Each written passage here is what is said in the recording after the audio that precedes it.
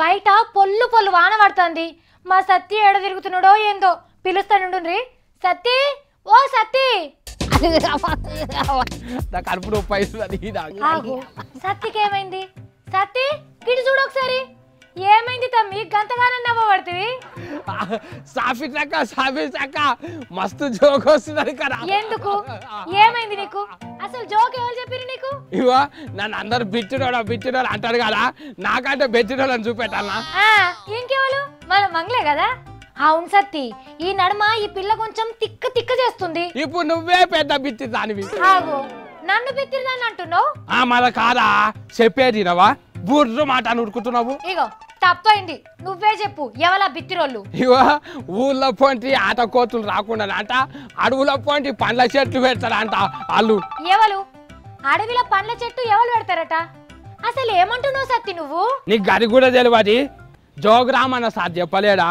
ఇగో కోతులు ఇంట్లో మీదకి వచ్చి పెంకలు అని వలగొడుతున్నాయి, మళ్ళా బువ్వదే గీసలు ఎత్తుకపోతున్నాయి. అవి నేను వర్తమాట అని చెప్పింది కదా. ఎప్పుడు సత్తి? నాకు మతికి లేదు. మా సాపిత్రక్కకు ముసలి దాని లెక్క మస్తు మతి మరుపున్నది.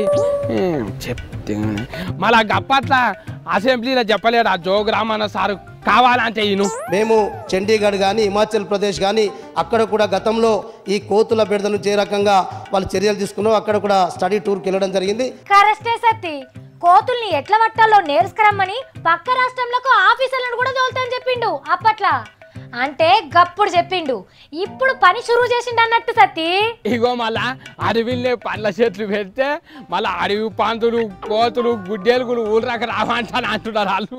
మంచిదే కదా, గప్పుడు అడవులలోనే పళ్ళు దొరుకుతాయి, ఇక ఊళ్ళలోకి వచ్చే బాధ తప్పుతుంది వాటికి.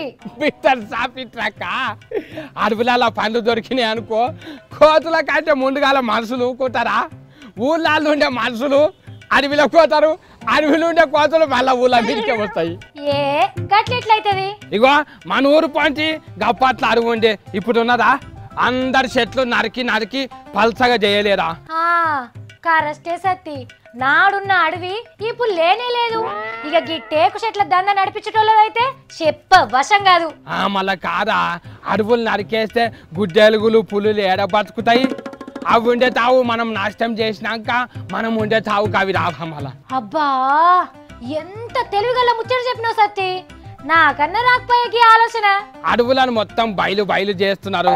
ముందుగాలనేమో అన్ని చెట్లు కొట్టుడేందుకు, మళ్ళీ పోయి అడవిలో చెట్లు నాటుడేందుకు పిట్టరోళ్ళు కాకపోతే. చెట్లు నరికినా అందానే, చెట్లు పెట్టినా ఆమ్దానే వస్తున్నది కదా సత్తి, గందుకే గట్ల చేస్తారు. ఇగో మన ఊరు పక్క పంచి లీడరు మళ్ళీ ఆయన అడవిలోకి వెళ్ళి బొచ్చ టేకు చెట్లు కొట్టుకొచ్చి అమ్ముతుంటాడు. ఆయన తన మస్తు పైసలు ఉన్నాయి. కంచె చేను మేసింది అన్నట్టు అడవి శాఖలో కొంతమంది లంచగొండి ఆఫీసర్లు ఉన్నంత కాలం అడవుల్ని గట్లనే నాశనం చేస్తారు, లీడర్లు గట్లనే చూసుకుంటుంటారు. మళ్ళా కాదాక నాకు ఎరకాయింది లీడర్లు చెప్పేసి అన్ని గుర్తుతో మాటదే.